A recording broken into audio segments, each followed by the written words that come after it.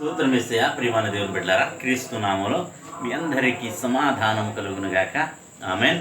ప్రతి దినము దేవుని వాగ్దానం అని ఆత్మీయ చక్కటి కార్యక్రమంలో మిమ్మల్ని ప్రేమపూర్వకంగా ఆహ్వానిస్తా ఉన్నాను. దేవుని బిడ్డలారా, ఎలా ఉన్నారు? బాగున్నారా? ఉదయాన్నే లేచారా? ప్రార్థన చేసుకున్నారా? వాక్యాన్ని చదువుకున్నారా?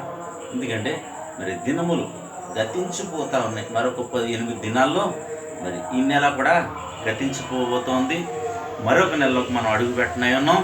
కనుక ప్రతి ఒక్కరూను దినదినము నూతనము అనేటట్టు ప్రతి నెల నుంచి నెల, దినము నుండి దినము అభివృద్ధి పొందాలంటే దేవుని సన్నిధిలో గడపాలి, దేవునితో నడవాలి అని తెలియచేస్తూ, తద్వారా ఆత్మీయంగా అభివృద్ధే కాదు ఆశీర్వాదములు మనం పొందుకుంటామని తెలియచేస్తూ, ప్రతి దినము దేవుని వాగ్దానం ఆత్మీయ చక్కటి కార్యక్రమంలో వాగ్దానాన్ని చదువుకుందాం. నేను చదువుతున్నాను యోబు గ్రంథం 37వ అధ్యాయం 5వ వచనం.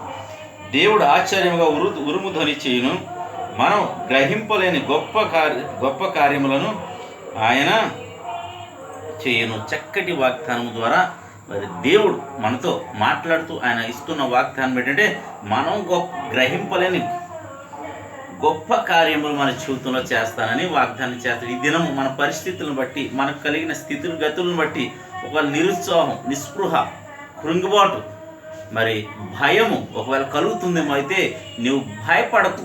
ప్రతి దినము దేవుని వాగ్దానం యొక్క ఉద్దేశం ఏంటంటే, దేవుడు ఇస్తున్న వాగ్దానాన్ని బట్టి ప్రతి ఒక్కరూ భయపడద్దు. గొప్ప కార్యాలు నీ జీవితంలో దేవుడు చేయబోతున్నాడు. ఆరోగ్యం ఇవ్వబోతున్నాడు, అలాగే నీ వ్యాపారం వృద్ధి చేయబోతున్నాడు, అలాగే నీకు కలిగిన ప్రతి విషయంలో కూడా నా దేవుడు నిన్ను లేవనెత్తబోతున్నాడు. కనుక ప్రియమైన దేవుని బిడ్డలారా, ప్రతి ఒక్కరూను మరి దేవునికి దగ్గరగా ఉండడానికి, దేవుని చిత్తం జరిగించటకు మీరందరూ ప్రయాసపడండి. తద్వారా దేవుడు నీకు క్షేమము, గొప్ప కార్యములు చేయబోతున్నాను తెలియచేస్తున్నాడు. కనుక ప్రతి ఒక్కరూ ఈ వాగ్దానాన్ని ఎత్తిపెట్టి ప్రార్థన చేయండి. దేవుడి మాటలు దీవించును గాక. ఆమేన్. ప్రార్థన చేసుకుందాం.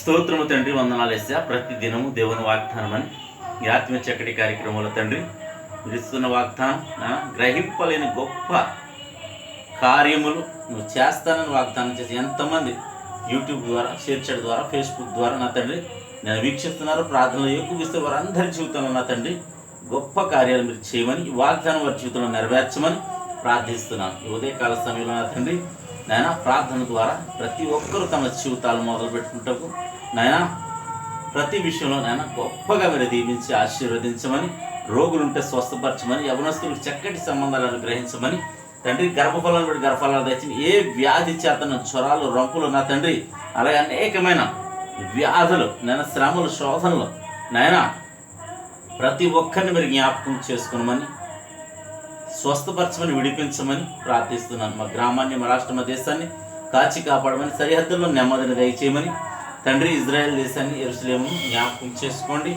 అలాగే ప్రభువా, మణిపూర్ రాష్ట్రాన్ని ఎక్కడెక్కడైతే అలరజలు ప్రతి చోట చర్చిలు కూల్చివేయబడ్డ ప్రభు తిరిగి కట్టుటకు సహాయం చేయమని, అలాగే ప్రభా ఈ దినం పెళ్లి రోజులను, పుట్టినరోజులను జరిపించుకుని ప్రతి బిడ్డకి క్షేమాన్ని, సమాధానాన్ని తండ్రి సంవత్సరం అంతా ఈ దయకిరీటం ఉంచమని, అలాగే నాయన నీ బిడ్డలు ఈ దినం రాకపోకలు ఎందుకు చేయి ప్రయత్నాల్లో సమస్తంలో మీరే తోడండి, మహిమ పొందాం.